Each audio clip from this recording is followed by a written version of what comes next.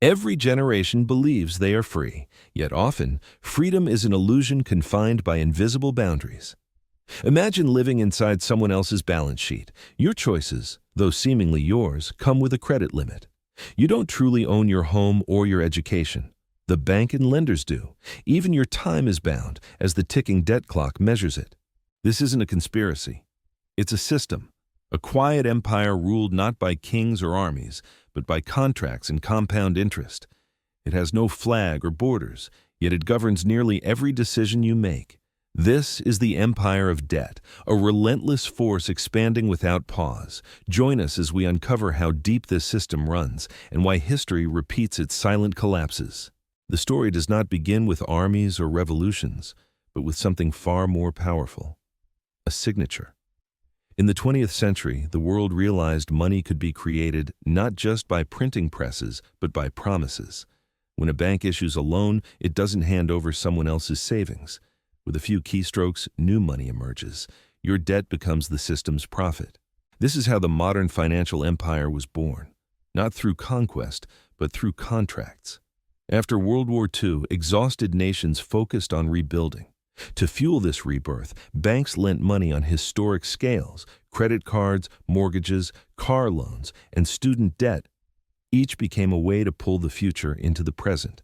For a time, the system thrived beautifully. Consumption surged as families bought homes and corporations expanded. Debt was the oxygen of prosperity. Just as oxygen sustains life but in excess becomes toxic, too much debt eventually turned to poison. The 1980s marked a pivotal turning point. Money ceased to be about what you earned and became about what you could borrow. Leaders like Ronald Reagan and Margaret Thatcher championed deregulation, economic freedom, and free markets. The result was something different. Leverage unleashed and credit became limitless. The rich discovered a new weapon: financial engineering. Companies no longer needed innovation to grow. Instead, they borrowed, issued bonds, bought their own shares, inflating stock prices artificially. The system began to reward short-term gains while punishing patience. This financialization of everything meant money stopped representing work and started multiplying itself. By the 1990s, debt had become invisible, woven into every part of life. Governments learned they could run deficits with little pain. Corporations loaded balance sheets with borrowed billions and still called it growth. Success was measured by borrowing capacity. Student loans replaced opportunity, mortgages replaced ownership, and credit scores replaced character.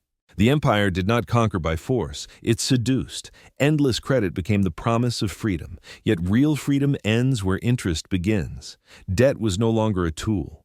It was the chain that bound millions. Entering the early 2000s, a new chapter emerged: the derivative age.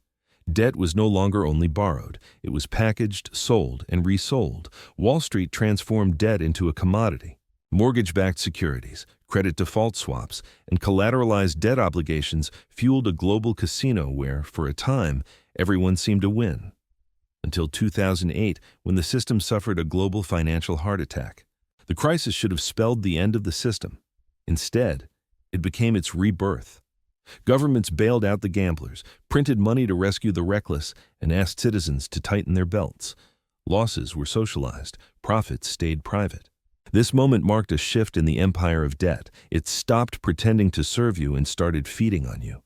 The 2008 crisis ushered in an era economists call the age of low interest rates. But truly, it was the era of no consequences.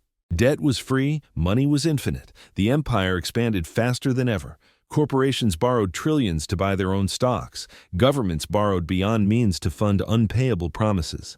Consumers borrowed to survive stagnating wages. It was an illusion of prosperity, a fragile, fake stability built on credit. Every paycheck, every purchase, every policy became another link in the expanding debt chain. The more comfortable the world seemed, the more fragile it truly became. Then came the perfect storm: 2020. A global pandemic froze supply chains and paralyzed economies. In mere months, governments printed more money than in the entire previous century combined. Trillions appeared from nowhere. Stimulus, relief, support, new names for the same addiction. Debt was no longer a problem. It was the solution. Businesses were saved, stock markets soared, yet ordinary people grew poorer. The true crisis wasn't the virus, but the reflection in the mirror. Production stopped, revealing most of the economy as mere numbers on a screen, debt pretending to be wealth. But the empire adapts.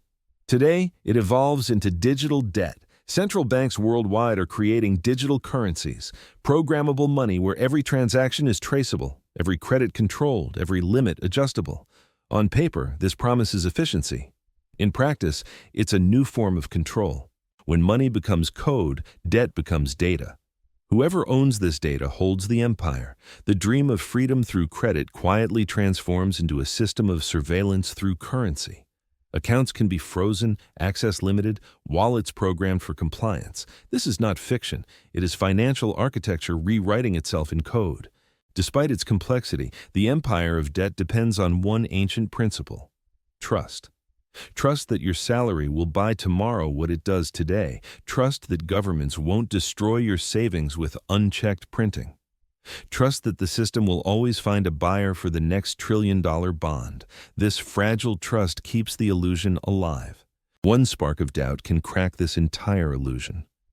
In 2022, inflation surged worldwide.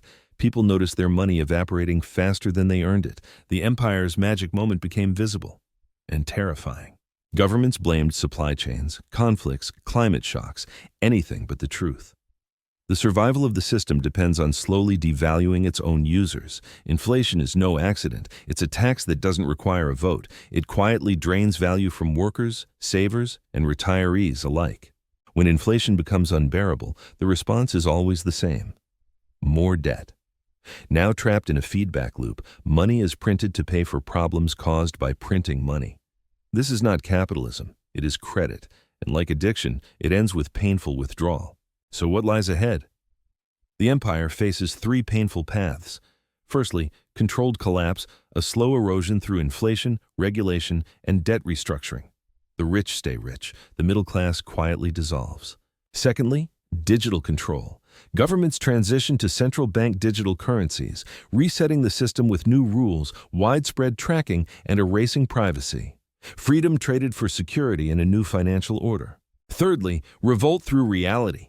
A shift towards tangible assets, decentralized systems, and alternative stores of value. From gold to cryptocurrencies to commodities, each path ends with a reset of power between borrowers and builders. When debt grows too large to be paid, the empire doesn't go bankrupt. Instead, it changes the rules. Those who understand this game adapt. They hold assets that can't be printed and create enduring value that survives inflation, manipulation, and fear.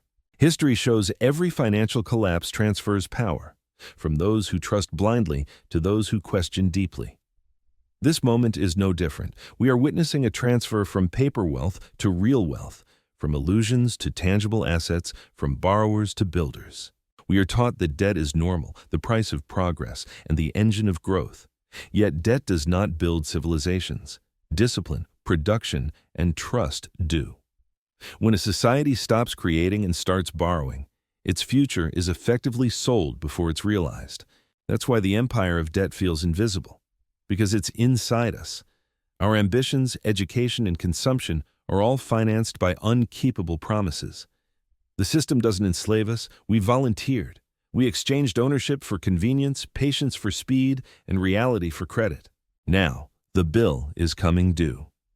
Every empire falls not because it runs out of strength, but because it runs out of trust. The empire of debt shares this fate. It doesn't collapse in battle, but in confidence. When belief dies, money loses its meaning. First, you hear it in financial markets, then banks, finally in the streets. Numbers remain in accounts, but their reality is lost. It's the moment every empire dreads, when belief fails before currency itself. Yet, within collapse lies clarity.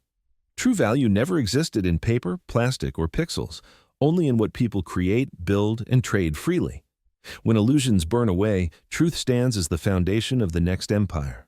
History does not end with collapse. It resets and clears the ledger. Each time, those who truly understand money's nature rise higher than before. The empire of debt was never about banks or governments. It was about belief, and that belief is now fracturing. As the world braces for the next great reset, remember this: the future belongs not to those with the most credit, but to those with the most clarity. The empire of debt is already cracking. The question remains, Will you be paying the interest or writing the new rules? In our next video, we will explore how emerging technologies could redefine who controls money and how freedom evolves in this new era. A story that challenges everything you think you know about digital finance. To deepen your understanding, explore our curated playlist on finance and history. It unpacks the forces shaping your economy in clear, accessible narratives. We'd like to hear your thoughts. Will you be paying the interest or writing the new rules? Share your perspective below. Your voice matters in this unfolding story. If this exploration brought clarity, consider subscribing for insightful deep dives that illuminate our complex world. Stay informed, stay prepared, and shape the future with knowledge.